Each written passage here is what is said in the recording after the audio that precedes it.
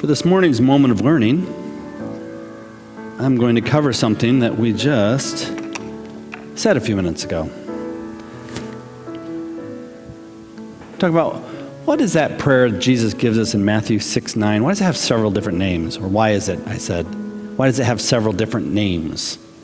I've gotten this question a few times. I thought, well, why don't we talk about it a little bit?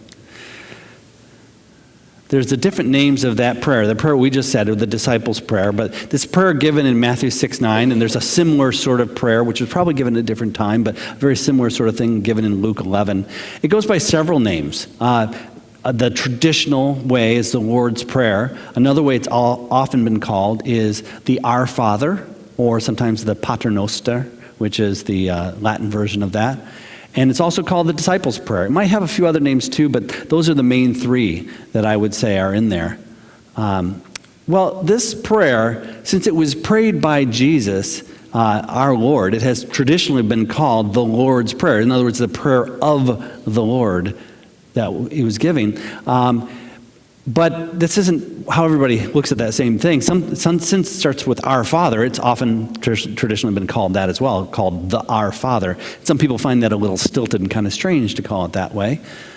Another one that it's been called, and one that I tend to use a little bit more, is the Disciples' Prayer. And the reason why this is picked a lot is because more recently, to reduce the ambiguity of the fact that it wasn't Jesus' prayer as if he was praying to the Lord that way. It was really when he was saying to his disciples, he's saying, you should pray in a manner like this, or it was given as a pattern for them to be able to pray. So it was really a prayer for the disciples. So whether you say it's a prayer of the Lord, yes, but the primary purpose of it was a prayer to give the disciples something to be able to pattern after that. And I thought one of the things, so it can be called any of those. There isn't a specific name and it is pretty close to the exact text that's in Matthew 6:9 there, although there's traditionally the last part, for thine is the kingdom, the power, and the glory forever, because I've gotten that question too. They're like, wait a sec, that's not in the text.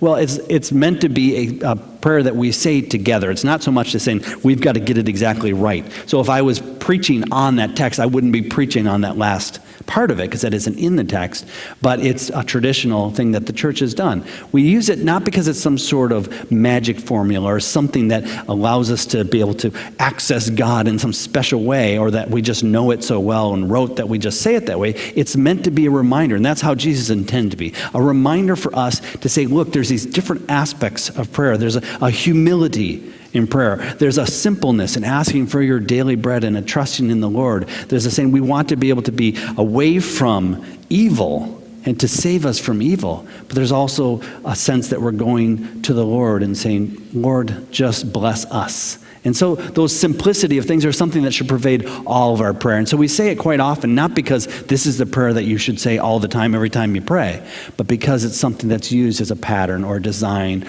or a formula that gives us something that we can remember the different aspects of prayer. That's what we have for today in our moment of learning.